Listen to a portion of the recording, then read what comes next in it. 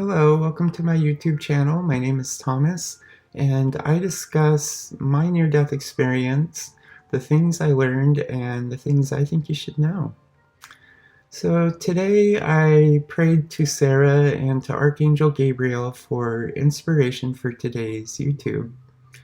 And in the channeled message that followed, they responded with inspiration to discuss what I learned about life from my near-death experience.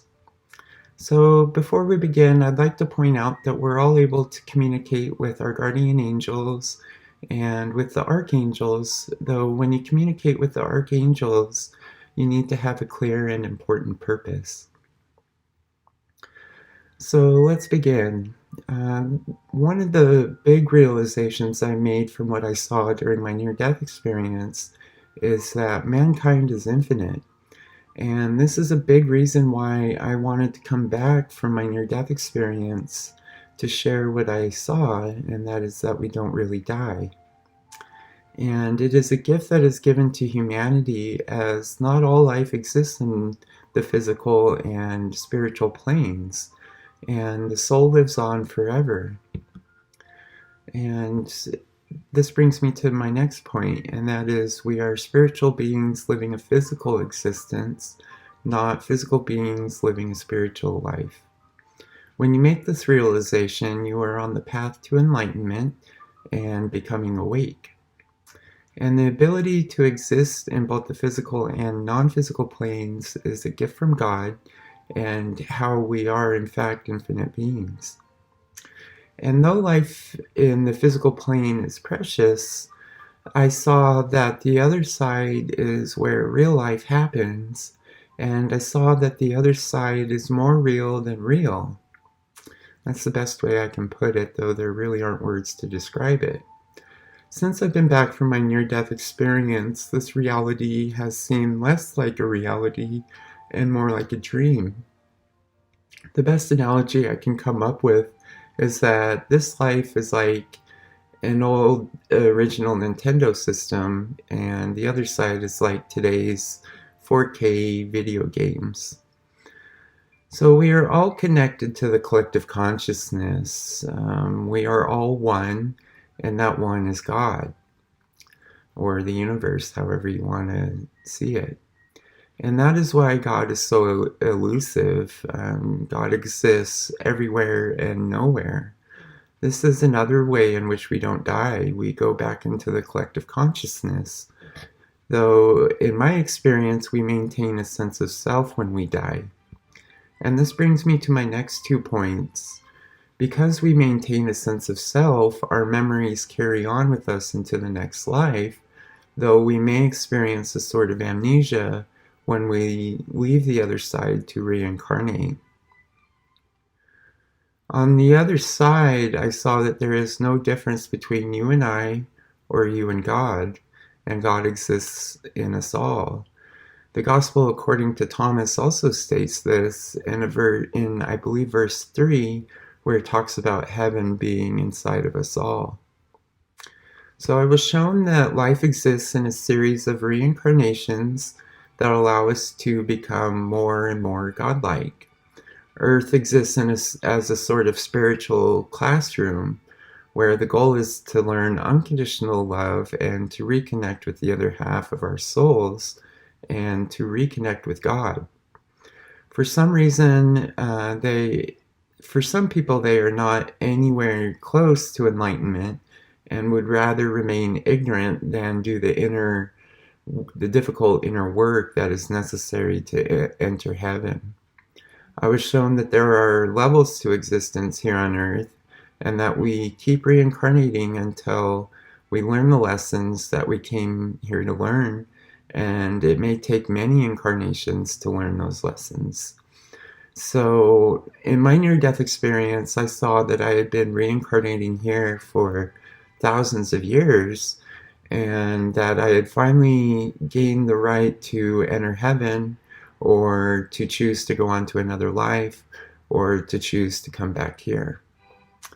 And I saw that we agreed to the lessons that we are to learn, and we agreed to all that we experience here on earth, both joys and sorrows, pain and suffering, love and loss. Although we all must learn some of the same lessons, each person faces unique challenges along their path back to heaven. Even the challenges and difficult times we experience are there to serve our higher good. And we all must learn why we are here and how to serve God. And this is the highest path after enlightenment. Spiritual enlightenment is not about the self, but the whole, and really the only option you have as an enlightened being is to serve God. To get to heaven, you must go through hell. You cannot have enlightenment without suffering. So part of life is about reconnecting with the other half of our souls. When God created man, man existed as one soul, and this was Adam. When Adam became lonely and God saw that man needed company, he created, or she created, Eve by splitting Adam's soul in half. We all have a male side and a female side to our soul. For me, Sarah, my angel, is the other half of my soul.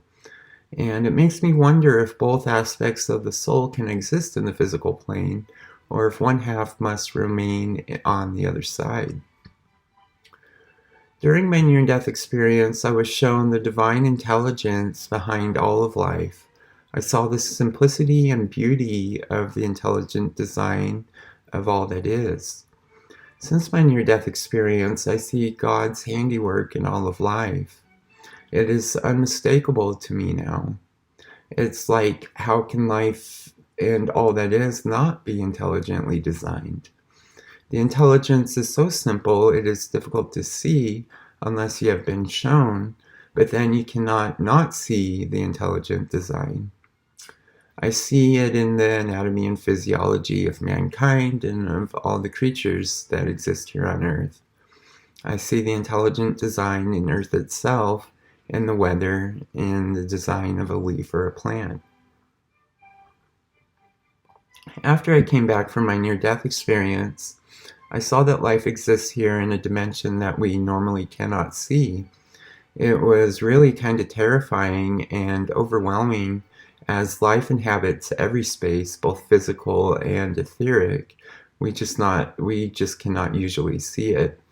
And thank goodness I can't see it anymore, because it was so terrifying right after my near-death experience. So I was shown that life here as human exists in a sense in the neuronal gap, the space between the neurons, in the biochemistry that takes place there.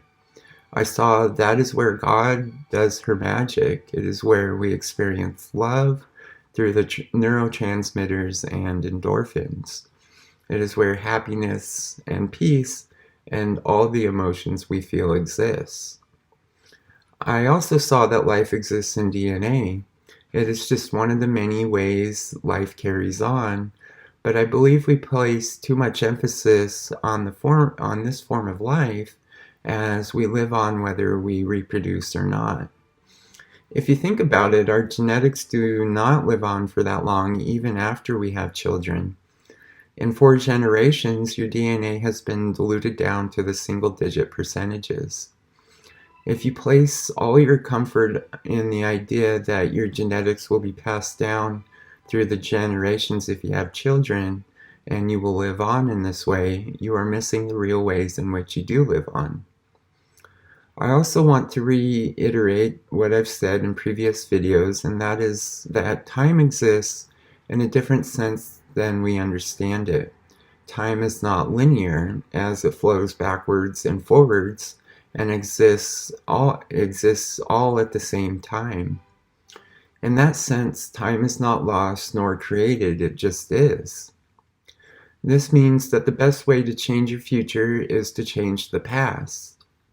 And what I mean by that is to change how you view the past, and that will change how you experience the future.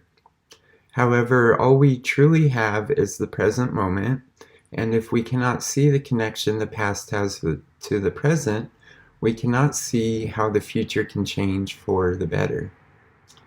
So I'll stop here because there really aren't words for what I was shown about life during my near-death experience. But I want to express my gratitude for my viewers and for my subscribers. You are the reason I came back from my near-death experience to share what I saw.